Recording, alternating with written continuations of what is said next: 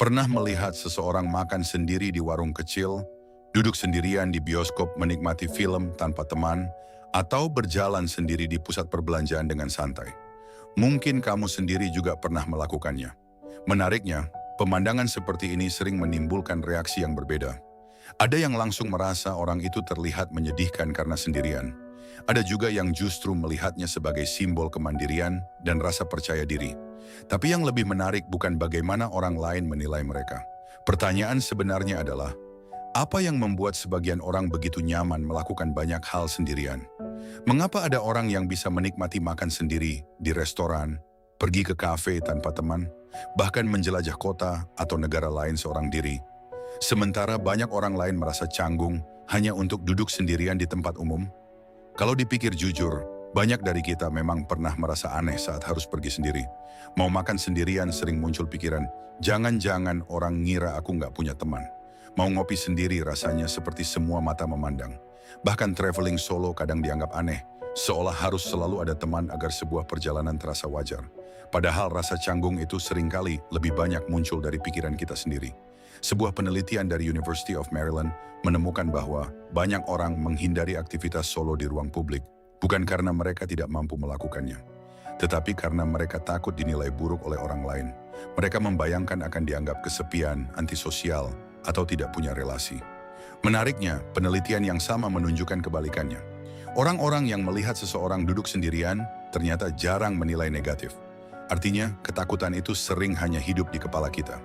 Dalam psikologi, ada istilah spotlight effect. Ini adalah kecenderungan kita merasa seolah-olah semua orang memperhatikan kita. Padahal kenyataannya hampir semua orang sibuk dengan urusan masing-masing. Orang di meja sebelah kemungkinan sedang memikirkan pekerjaannya, chat yang belum dibalas, atau makanannya sendiri, bukan memperhatikan kenapa kamu datang sendirian. Lalu kenapa tetap terasa canggung? Salah satu alasannya karena kita tumbuh di budaya yang menempatkan kebersamaan sebagai standar. Sejak kecil kita terbiasa diajarkan bahwa bermain bersama itu baik, punya banyak teman itu ideal, liburan bersama keluarga itu normal. Sementara kesendirian sering diberi citra yang salah. Sendiri dianggap sama dengan kesepian. Padahal tidak, kesendirian dan kesepian adalah dua hal berbeda. Media sosial ikut memperkuat pandangan itu. Timeline penuh foto nongkrong, makan rame-rame, liburan bersama, pasangan bahagia. Jarang ada yang memposting kebahagiaan sederhana seperti menikmati kopi sendirian di pojok kafe. Akhirnya tanpa sadar kita menyamakan kebahagiaan dengan keramaian. Padahal tidak selalu begitu. Bagi sebagian orang, justru ruang sunyi adalah tempat mereka merasa hidup. Salah satu penjelasannya datang dari konsep autonomi, kebutuhan manusia untuk merasa memiliki kendali atas hidupnya. Orang yang nyaman melakukan sesuatu sendirian sering menikmati kebebasan mengambil keputusan tanpa kompromi. Mau makan apa, pergi kemana, pulang jam berapa, semuanya ditentukan sendiri. Tidak harus menyesuaikan agenda siapapun. Dan bagi banyak orang, kebebasan kecil seperti ini memberi rasa puas yang besar. Ini bukan soal egois, ini soal menikmati kebebasan personal. Ada juga konsep yang disebut solitude preference, yaitu kecenderungan menikmati waktu sendiri. Banyak orang masih mencampur adukan solitude dengan loneliness. Loneliness adalah rasa kesepian yang menyakitkan. Solitude adalah kesendirian yang dipilih. Dan yang satu ini bisa sangat menenangkan. Dalam solitude, orang punya ruang untuk berpikir lebih jernih, untuk merenung, untuk mendengar dirinya sendiri, untuk memproses hidup. Sering justru ide-ide terbaik muncul saat seseorang sedang sendirian. Banyak penelitian menunjukkan waktu sendiri berkaitan dengan kreativitas, refleksi diri, dan pengelolaan emosi yang lebih baik. Jadi jika kamu kadang menikmati waktu sendiri, itu bukan berarti ada yang salah. Bisa jadi itu hanya preferensi, dan itu normal. Ada juga faktor kepribadian. Banyak orang nyaman sendiri karena mereka introvert, dan introvert sering disalahpahami. Introvert bukan berarti antisosial, bukan berarti pemalu, bukan berarti benci orang. Introvert hanya memulihkan energi dengan cara berbeda. Kalau ekstrovert sering terisi lewat interaksi sosial, banyak introvert justru mengisi ulang energi lewat kesendirian. Maka jalan sendiri, baca buku di kafe, atau menikmati sore tanpa banyak percakapan justru terasa menenangkan. Bukan karena kesepian, tapi karena itu cara mereka menjaga keseimbangan mental. Selain itu ada konsep self-efficacy, keyakinan bahwa kita mampu menghadapi situasi. Orang yang sering melakukan hal sendirian biasanya punya rasa percaya diri yang tumbuh dari pengalaman. Pergi sendiri ke tempat baru, mengatasi kebingungan sendiri, mengambil keputusan sendiri. Semua pengalaman kecil itu melatih keyakinan. Aku bisa. Semakin sering dilakukan, semakin kuat rasa mampu itu. Itulah kenapa mereka terlihat santai. Bukan karena tidak pernah gugup, tapi karena sudah pernah melewati rasa gugup itu. Ada hal menarik lain ketika sendirian. Kita sering lebih hadir pada momen. Saat bersama orang lain, perhatian terbagi. Kita berpikir soal percakapan, respons, kesan, suasana. Saat sendiri, perhatian bisa utuh. Rasa makanan terasa lebih nyata. Suara kota lebih terdengar. Angin sore lebih terasa. Hal-hal kecil yang biasanya luput jadi terlihat. Itulah mengapa kesendirian sering dekat dengan mindfulness. Dengan hadir penuh di saat ini. Ada juga sisi yang jarang dibahas. Sendiri mengurangi tekanan perbandingan sosial.